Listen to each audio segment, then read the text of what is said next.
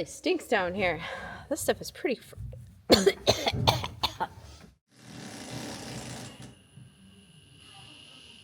Hey guys, and welcome back to This Life We Live, where we are building a modern style barndominium from scratch. If you guys are new to the game, hit the subscribe button and click the like button, and we are going to be going through all sorts of interesting and fun projects with this build. Right now, we are in the throes of doing drywall, so if you've ever considered tall ceilings, or you've ever considered drywalling your house, you definitely want to check this out. Drywalling small spaces and tall ceilings is a bit of a trick. Let's take a look. Well, as you can see, it is a little bit darker out today. It's actually evening, about 4:30ish. Getting a late start to inside work. We've been picking up outside, changing the oil on the tractor, hydraulic fluid, all the stuff. So getting ready for wintertime is still top of the line. We have gotten this whole ceiling done, which you can't see because my camera's looking at me. But now we're moving on to the ceilings, and here, this is the master bedroom. So it is obviously not as tall as the main kitchen living room area, but it's still 16 feet sloping down to 10. So Eric has a new sort of scaffolding set up here. We shall see how this operates. He's confident that it will be tall enough to reach. I mean, at least on the bright side, we don't really have to move this around a lot. You just kind of like skid it around a little bit, kind of bop it around from one end to the other. It's almost reaches. So this isn't a huge room. We've got 4 cans and a ceiling fan off there to cut out. And Eric is slowly losing his fear of heights. Wow, that was some fancy gymnastics maneuvers there.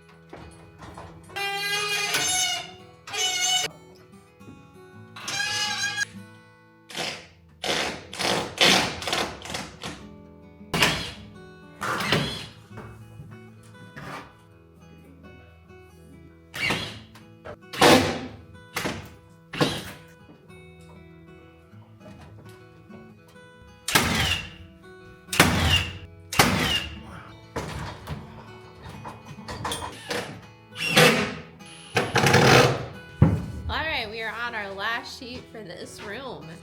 And then we'll have 2 rooms done. Well, technically the big area is more than 1 room, but 2 spaces. It's just a little baby sheet.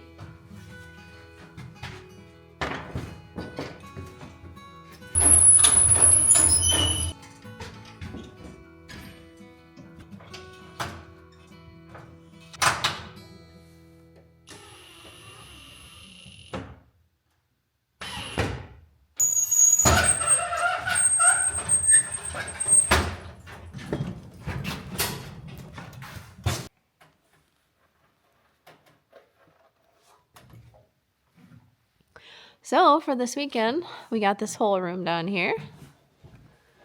We, gosh, I don't even remember what we got done. I know we finished up this whole wall over here.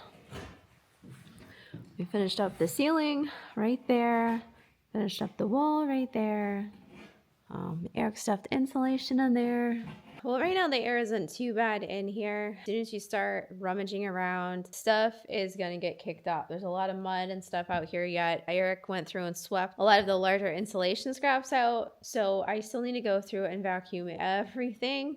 Continually vacuuming to keep the dust down because the dust really chokes me up. And even our poor electrician was in here the other day while we were working, and he was coughing badly. He normally does commercial, so he's not used to all of the dust from insulation. Anyway, to remedy that issue, I brought in my filtration system by Membrane Solutions. I've had this in the puppy room, and I actually have swapped the filter once, but look at how dirty this is. Blech. Gross. Oh my gosh. Wow. So I picked up some hay because they have a litter box. But this just shows how much dust this thing pulls out. This is from the puppy room, okay? Inside our house. This isn't even from the house yet. Look at that. So this side is actually clear. So that means this side is doing its job. So sometimes you can go through and you can blow these off and knock the dust off from them and reuse them. But we're just going to start fresh. All right, so when you order filters, it comes in a 2-pack. I'm gonna pop this in, like so.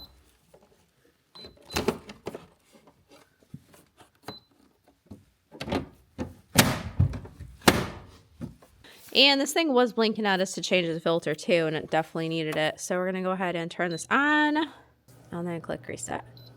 All right, so now this is going to circulate air. It's blowing it out the top and it's sucking it in through the sides. So that's going to suck all the stuff that might be floating around into here. So I'm curious to see how much it's going to pull out. But I mean, really at this point, anything is better than nothing. So while I'm vacuuming, it is going to be sucking any extra stuff that's getting kicked up. So it's a good idea to run both. Don't ever buy these, whatever you do. These Profit. They break. Like garbage. Dude, I can't believe it. With winter rapidly approaching, we knew we needed to tighten up certain areas of the house as much as possible to try to possibly retain as much heat as we could on the inside while working. One of those big factors was the garage. Since garage doors were so far booked out, it was going to be a while before we could get them. So Eric decided to wait and try a different approach for this winter. He listened to your comments and decided to go out and buy a tarp, which we then began to attach to the inside of our garage door bays. Hopefully, this would help keep the house a lot warmer on the inside because we wouldn't be losing all of that air in the garage. Oh, it's nice in here. It's because it was sunny. So those windows heated it up. Wow. I even brought my heated jacket out here. Just imagine if you had all the insulation in. But you know, it still says 48 degrees. You know, the temperature says the same thing, but it just for some reason feels warmer because it's so cold outside.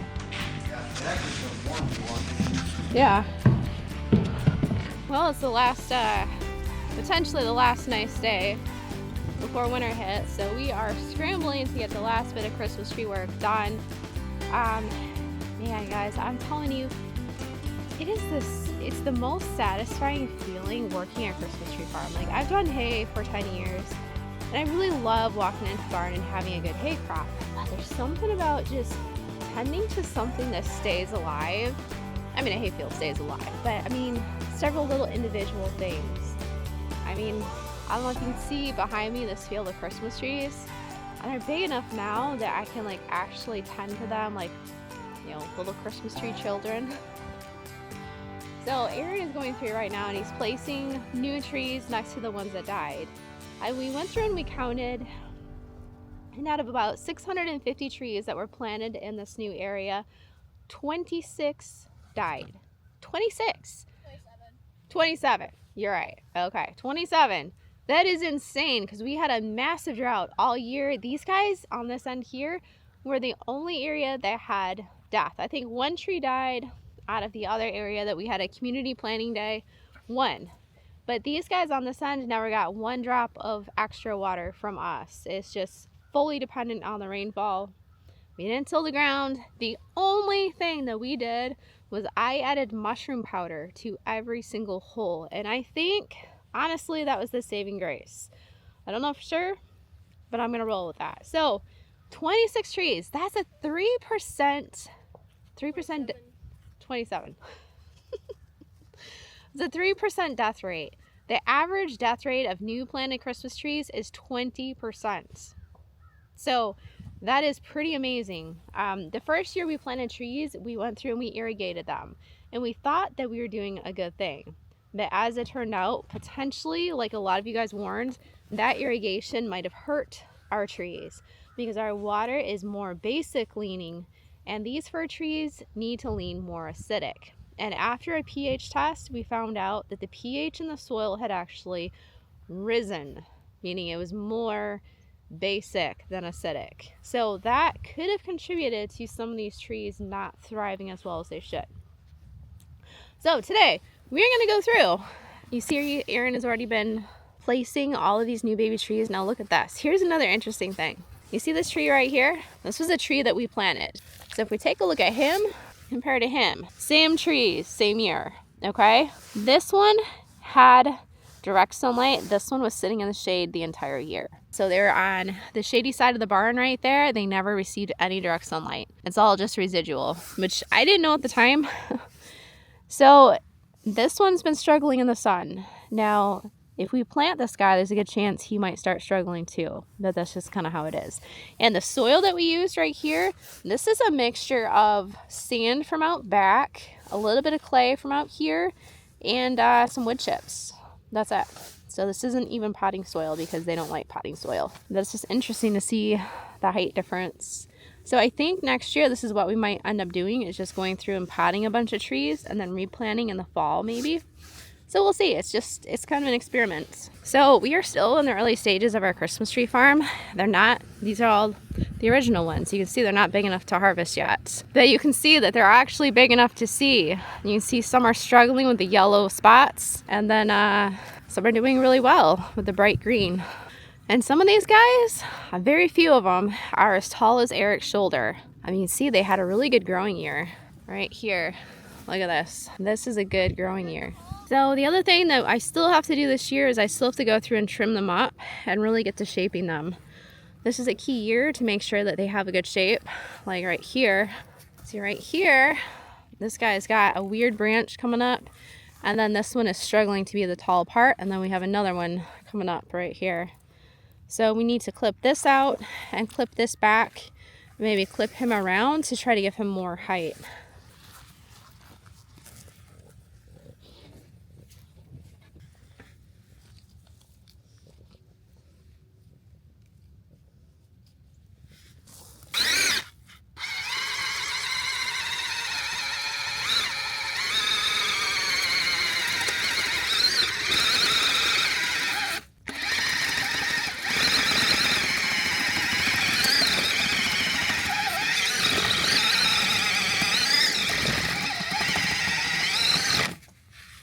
A little bit deep. A little bit. Gosh. This one is stuck in there. He's got some good roots, that's for sure. Wow! Ooh! It's right there. No. Yeah, that's a grass root. What are all these little baby roots in there? Where? It was in the...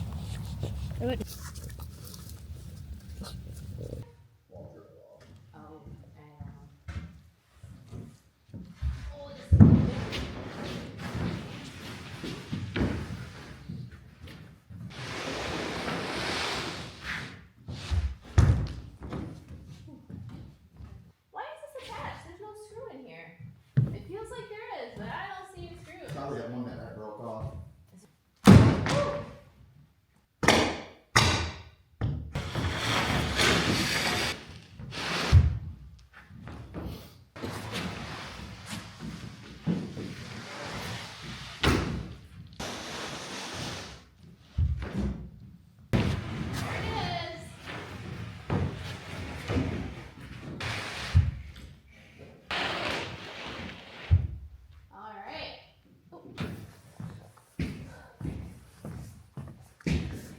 We can go down into the basement again.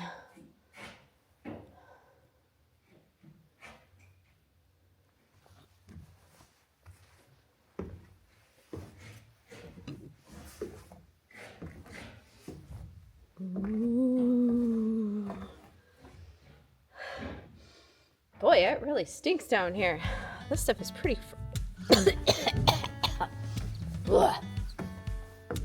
Definitely need air purifier down there. If you ever wondered why most homes don't have extra tall walls and extra tall ceilings, well, this is probably a good example.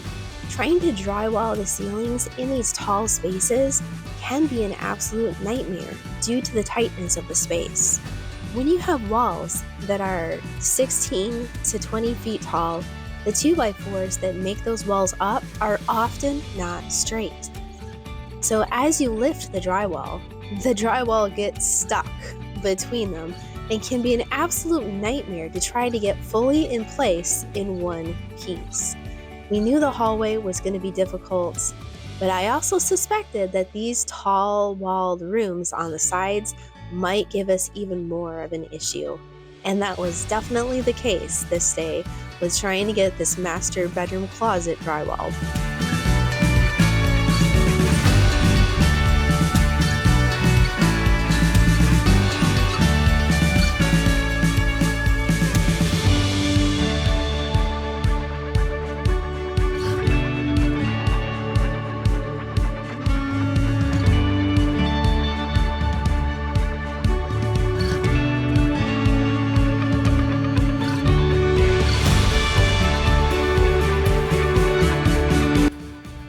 Sums up this week's video, I guess, guys. And real quick, we've had a lot of people asking about the drywall lift because I know not too many people have experience with 20-foot walls. So this drywall lift that we have right here, this is as low as it will go. It will not go any lower because we have extension rods in here that prevent it from going down any further. So almost second extension. I don't even know where that's Almost at. go over there. We've actually got several extensions that we had to put in this to get all the way almost up to 20 feet. It didn't even get 20 foot. So now this is the level that we have it at, and this is gonna work well for the 10-foot ceilings too. This basically, the way it says, will do all of the rest of the house easily. So that's why we have it set up like this. Yeah, we have to climb ladders. That's kind of how it goes, but. The half-inch stuff's a lot later. Oh yeah. See, that's the other thing is we're gonna have to put the extensions back on to do the walls. And again, the walls will work because those don't have to go all the way to the ceiling because you've got 4 feet. So you're putting up a 4-foot piece. So that'll work pretty good with the extensions. Anyway, guys, hope you have a great week. Leave your comments down below and let me know your thoughts on the slopey ceilings. Love you. Bye.